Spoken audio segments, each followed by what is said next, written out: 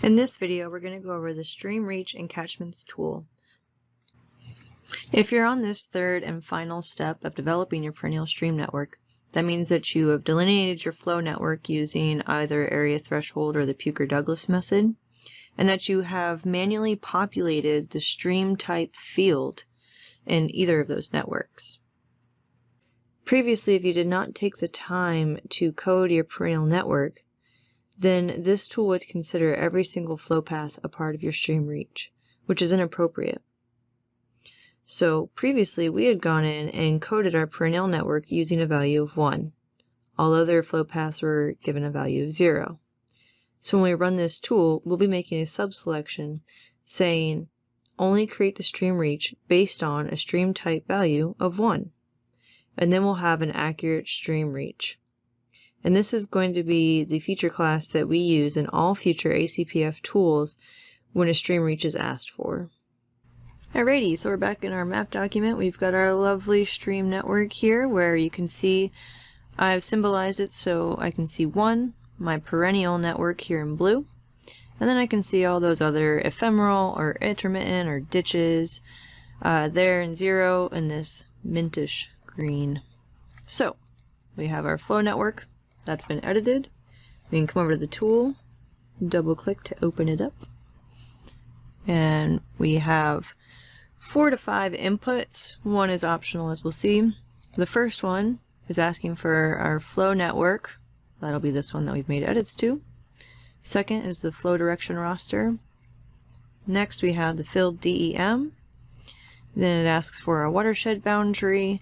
We're going to make some sub-selection to base our stream reach on. And then the 5th optional input is our pour points. And we're going to get 2 outputs from this tool, our stream reach and then the catchments associated with those stream reach. So let's grab our area flow net, and if you made edits to your Pucher-Douglas network, that's the one that you'll be putting in here. You can see our flow direction, our filled DEM, and our watershed boundary are automatically added. And now it's time to make that sub-selection that our stream reach will be based on. So we'll come down here, choose stream type, say I only want you to develop my stream reach based on values of 1. And then pour points, I will add my pour points, so I'll navigate to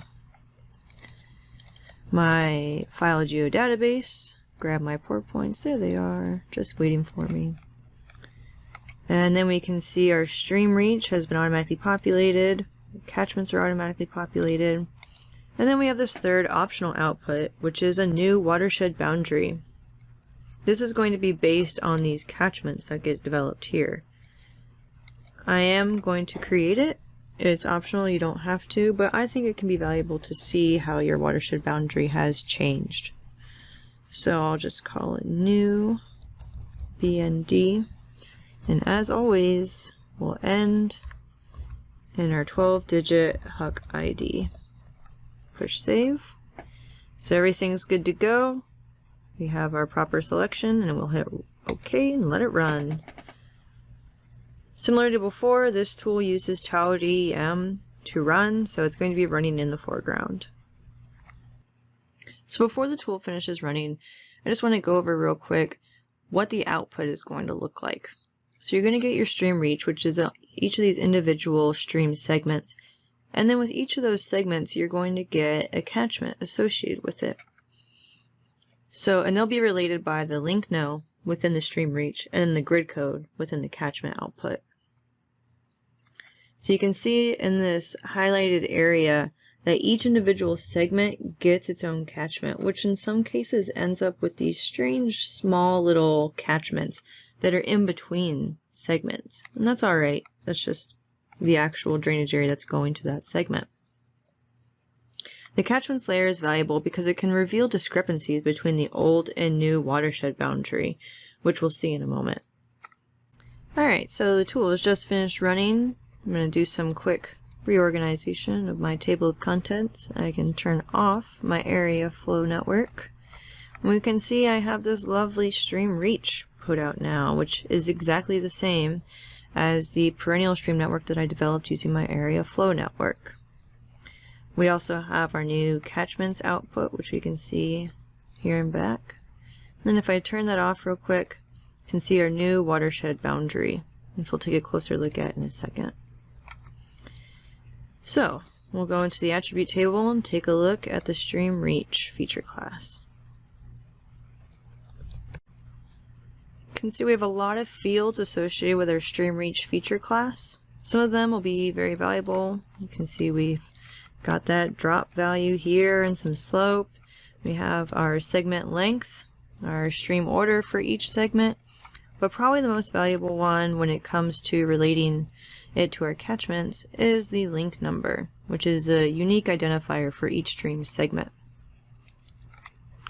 If we look at our catchments attribute table, we have a field called the grid code. These grid codes will match up with the link number seen in the stream reach attribute table. If we symbolize our catchments by categories and then by the grid code field and add all values, we can see all of our individual catchments, which there are quite a few, and in some areas you'll get some smaller ones. Let's see if we zoom in, move around, you can see right here you get this smaller orange watershed, which is associated with this one segment right here.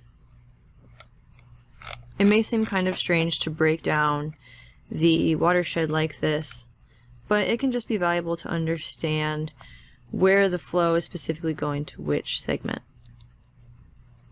Then we have our new watershed boundary. I'm going to make this hollow and make the border a brighter color so we can compare it to our old watershed boundary.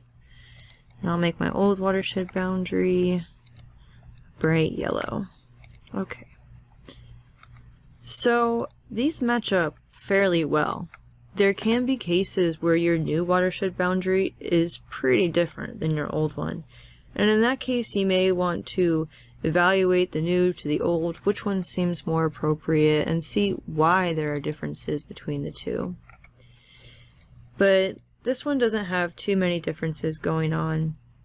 We do see that the new boundary seems to be more confined by this roadway here, but down here it became looser, you could say. And if you'll remember, when we edited our pour points, we kept the one furthest downstream so that this flow path right here would be included.